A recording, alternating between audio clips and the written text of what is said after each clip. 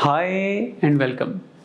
Start करते हैं ask doctor Debashish का एपिसोड नंबर 58। तो कल्पना चौधरी जी ने पूछा है कि 2023 में एंड टू बी प्रिसाइज अक्टूबर 2023 में उनकी स्पाइन सर्जरी हुई थी और वो अब तक रिसेंटली बिल्कुल ठीक थी, पर रिसेंटली उनके पैर में नमनेस आने लगी है। तो इसका कारण क्या है? देखिए, नमनेस के वैसे तो 1000 कारण हो सकते हैं, लेकिन जो मेजर कारण है वो है नस का दबना या नस में किसी विटामिन का कम होना, मतलब बॉडी में किसी विटामिन की कमी, या फिर कोई वायरल इन्फेक्शन भी हो सकता है। तो सबसे पहली चीज़ है, आप अपने नर्व को चेक करवाएं, नया एमआरआई करके देखें कहीं किसी और जगह पे कोई कंप्रेशन तो नहीं आ रहा है, या आपकी जो सर्जरी हुई थी पुरानी कहीं वहाँ पर फिर से कोई दिक्कत तो नहीं हो रही है।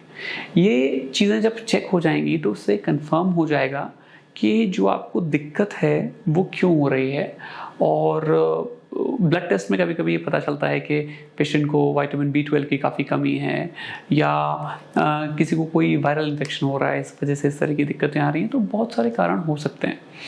तो मैं ये मानता हूँ कि एक बार डिटेल्स में डॉक्टर से मिलिए, नमनेस का कारण इवैल्यूएट करवाइए।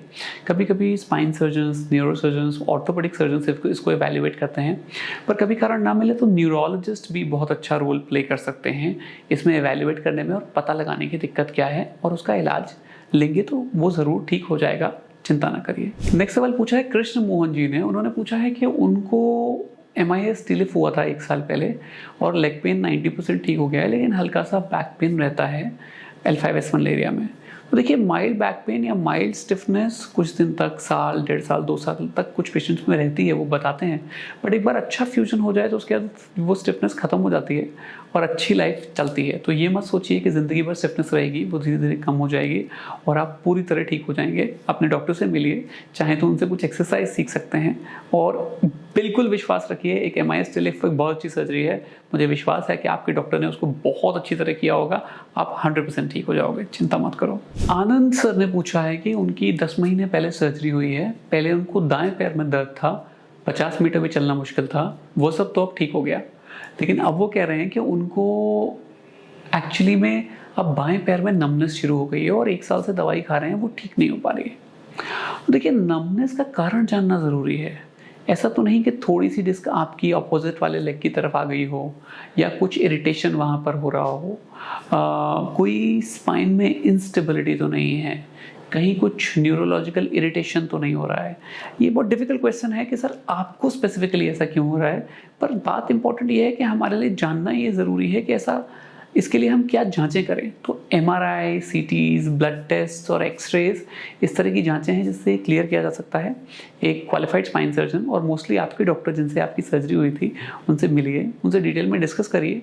वो ज़रूर आपको डिटेल में चेक करेंगे, पूरी बात समझेंगे और आपको बताएंगे कि क्या इलाज आपके लिए बेटर है, जिससे इस प्रॉब्लम का पता लगाया जा सके क्यों हो रही है और इसका बेस्ट निजात आपको दिया जा सके।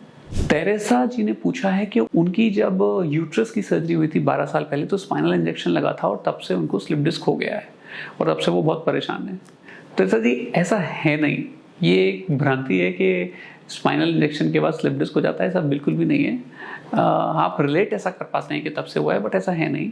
बट जो भी कारण से हुआ है, इम्पॉर्टेंट ये है कि आप अपने डॉक्टर से मिलें, उस प्रॉब्लम को समझें, उसका जांच कराएं, और अगर उसमें सब दवाई की या सुई की या इंजेक्शन की या फिजियोथेरेपी की या फिर सर्जरी की ज़रूरत है, उसे बिना डराए करा लें। आपने बताया है कि आप डायबिटिक हैं और आपकी एज थोड़ी मिडिल एज हैं, पर उससे कुछ फ़र्क नहीं पड़ता। आप डायबिटीज़ को कंट्रोल करेंगे, आपकी एज से कोई फ़र्क ही नहीं पड़ता। Age is just a number कहते हैं। 58 के आसपास कोई ज़्यादा एज नहीं होती। इसमें अगर आप सर्जरी कर रहे हैं तो कोई टेंशन नहीं होगी, आप बिल्कुल ठीक हो जाएंगे, प्रोवाइडेड आपको पहले चेक किया गया है, आपके कार्डियोलॉजिस्ट ने आपको देखा है, स्पाइन सर्जरी ने सारे फिजिशियन क्लियरेंस लिए हैं, और ऐसा करते ही बड़ा अच्छा रिजल्ट आपको मिल सकता है। आज का लास्ट सवाल आकाश ने पूछा है। उन्होंने पूछा है कि उन्होंने एक्चुअली इंजेक्शन लगवाया था और उसके बाद दर्द और बढ़ गया है, तो वो सोच रहे हैं कि वो सर्जरी कराएं कि क्या कराएं। इंजेक्शन को लगाए हुए भी शायद 2-3 दिन ही हुए हैं जब उन्होंने कमेंट डाला है। तो देखो 2-3 दिन में इतना अच्छा क्लियरिटी नहीं आती, कभी कभी इंजेक्शन के बाद दर्द बढ़ता है, बट लॉन्ग रन में 4 हफ्ते 6 हफ्ते में अगर आपका दर्द ठीक हो जाए तो आपको किसी भी सर्जरी की ज़रूरत नहीं है, आप वेट कर सकते हैं। स्पाइनल इंजेक्शन एक अच्छी मोडालिटी है अगर ये चूज़ करके लगाया जाए कि कौन सा पेशेंट इससे ठीक हो सकता है। अगर आपकी दर्द मिड लेवल का है, या आपका हल्की डिस्क है, या हल्की नस दबी हुई है, और आपका स्पाइन का जो दवाइयाँ हैं उससे आप ठीक नहीं हो रहे हो, तो बहुत अच्छा आइडिया है कि आप स्पाइनल इंजेक्शन ट्राई कर सकते हो। हालांकि आपकी नस अगर अत्यधिक दबाव है, आपको कमज़ोरी आ रही है पैर में, आपको लैट्रिन बाथरूम इन्वॉल्व है, तो इन सब बातों की कोई वैल्यू नहीं है, आपको डायरेक्टली सर्जरी के लिए में ही जाना चाहिए। आपको अपने स्पाइन डॉक्टर या स्पाइन सर्जन से डिस्कस करना चाहिए कि कौन सी सर्जरी आपके लिए बेस्ट है।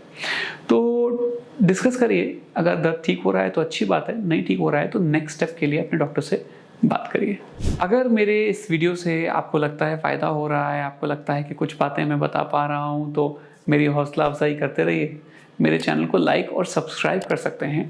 ये वीडियो आपको अगर लगता है आपके किसी फ्रेंड के काम का है तो उनको शेयर भी कर सकते हैं। Thank you very much.